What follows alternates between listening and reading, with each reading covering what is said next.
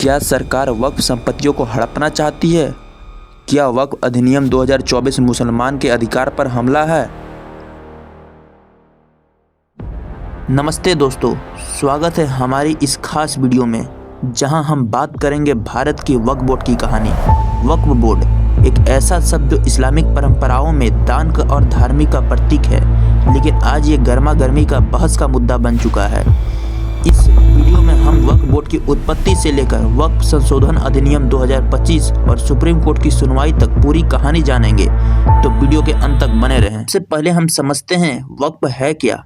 वक्फ एक इस्लामिक कानून अवधारणा है जिसमें कोई व्यक्ति अपनी संपत्ति को अल्लाह के नाम पर अस्थायी रूप से दान कर देता है ताकि उसका उपयोग धार्मिक या सामाजिक कल्याण के लिए हो सके। संपत्ति मस्जिद, मदरसा या गरीब की मदद के लिए भी हो सकता है। इस्लाम में वक्फ को बहुत पवित्र माना गया है क्योंकि ये दान देने वाले के लिए आध्यात्मिक लाभ का स्रोत है। लेकिन भारत में वक्फ की शुरुआत कैसे हुई, चलिए हम जानते हैं। भारत में इस्लाम के आगमन के साथ 8वीं सदी में ही वक्फ परंपरा की शुरुआत हो गई थी।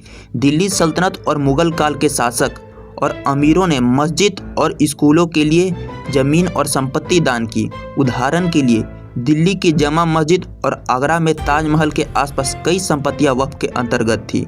यह संपत्तियां वक्फ बाय यूजर के तहत यानी लंबे समय तक धार्मिक उपयोग के कारण इन्हें वक्फ माना गया, भले ही कोई लिखित दस्तावेज ना हो। ये दरअसल बहुत गलत था। लेकिन ब्रिटिश काल में वक्फ की सिस्टम में बड़ा बदलाव आया। ब्रिटिश सरकार ने संपत्ति के मालिकाना हक को लेकर सख्त नियम बनाए जिसके लिए लिखित दस्तावेज जरूरी थे। लेकिन भारत में कई वक्फ व्यवस्था संपत्ति बिना दस्तावेज की थी क्योंकि यह पीढ़ियां में धार्मिक उपयोग में थी। इस दौरान वक्फ एक्ट 1930 लाया गया। इस कानून का मकसद वक्फ संपत्तियों को रजिस्टर और प्रबंधन करना था। 2023 में एक और वक्फ अधिनियम आया जिसमें वक्फ बोर्ड की नींव रखी। ये बोर्ड वक्फ संपत्तियों को देखरेख और प्रबंधन के लिए बनाए गए, लेकिन इन कानूनों में कई खामियां थी। उदाहरण के लिए रजिस्टर की प्रक्रिया जटिल थी और कई संपत्तियां बिना रजिस्टर हुए ही वक्फ के रूप में इस्तेमाल हो रही थी। ब्रिटिश सरकार को मकसद वक्फ को नियंत्रण करना, न कि इसे बढ़ावा देना था। 1947 में भारत की आज़ादी के बाद वक्फ संपत्तियों में प्रबंधन के लिए नए सिरे से कानून बनाने की ज़रूरत थी। 1954 में वक्फ अधिनियम वक्फ एक्ट 1954 पारित हुआ। इस कानून ने सेंट्रल वक्फ काउंसिल और स्टेट वक्फ की स्थापना की। इनका काम था वक्फ संपत्तियों का सर्वे करना, रजिस्टर करना और उनके प्रबंधन को सुचारू करना। इस कानून में वक्फ बाय यूज़र की अवधारणा को मान्यता दे दी गई, यानी कि ऐसी संपत्ति जो लंबे समय से धार्मिक या सामाजिक कार्यों के लिए इस्तेमाल हो रही थी उन्हें वक्फ माना जाएगा। लेकिन इस कानून में भी कई खामियां थी। उदाहरण के लिए वक्फ बोर्ड को पर्याप्त शक्तियां नहीं दी गई और कई बार सरकारी या निजी ज़मीनों को वक्फ के रूप में दावा करने की शिकायत सामने आई। एक्ट 1995 के एक्ट को और मजबूत किया गया। इस नए कानून ने वक्फ बोर्ड को ज़्यादा शक्तियाँ दी, जैसे कि संपत्तियों से अतिक्रमण हटाया, रजिस्टर को अनिवार्य करना और वक्फ संपत्तियों का केंद्रित रिकॉर्ड रखना। इस कानून के तहत वक्फ बोर्ड का कानूनी इकाई का दर्जा मिला, जिससे वे संपत्ति खरीदने, बेचने और प्रबंधन करने के लिए सक्षम हुए। अब आप लोग को मैं बताने जा रहा हूँ वक्फ अधिनियम 2024। तो चलिए शुरू करते हैं। वक्फ एक इस्लामिक परंपरा है, जैसा कि मैंने पहले आपको बताया था, जिसमें कोई व्यक्ति अपनी संपत्ति को धार्मिक या परोपकारी उद्देश्य के लिए समर्पित करता है।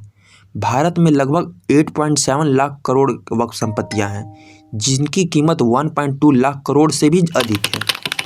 ध्यान से सुनिए, इनका प्रबंधन राज्य वक्फ बोर्ड और सेंट्रल वक्फ काउंसिल द्वारा किया जाता है। अब आपसे कोई पूछे कि 2024 में भारत सरकार के वक्फ अधिनियम का उद्देश्य क्या है, तो इसका उद्देश्य एकदम स्पष्ट है। 1995 के अधिनियम में बड़ा बदलाव करना।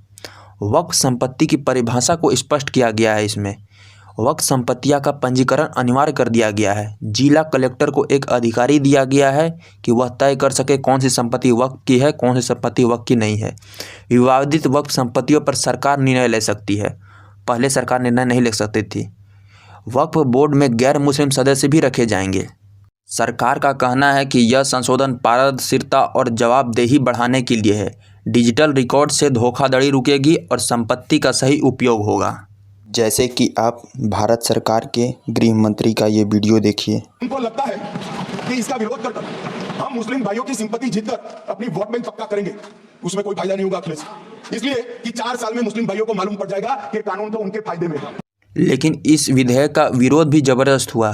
पंजाब कांग्रेस अध्यक्ष ने कहा कि मुसलमान की 44 लाख एकड़ जमीन हड़पने की साजिश है।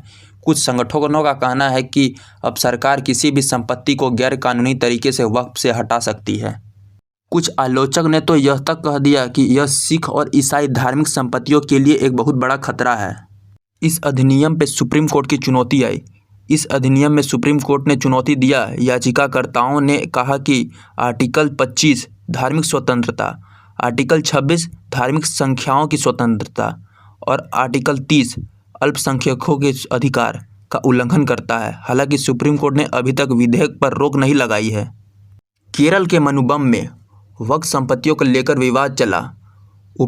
आयोग ने कहा कि वहां के स्थानीय निवासियों का अधिकार बचाया जाए। वहीं उत्तराखंड में मदरसाओं में ऑपरेशन सिंदूर को जोड़ने की बात भी वक्फ बोर्ड की भूमिका पर सवाल उठाती है। देश में कई मुसलमान को लगता है कि यह कानून उनके धार्मिक, सामाजिक और आर्थिक ढांचे को कमज़ोर करेगा। वहीं कुछ लोगों का कहना है कि वक्फ संपत्ति को पारदर्शिता जरूरी है, लेकिन इसे मुसलमानों की सहमति से होना चाहिए। वक्फ अधिनियम 2024 एक बहुत बड़ा बदलाव है। कोई इसे सुधार मानता है तो कोई इसे ज़मीन पर कब्जे करने की कोशिश।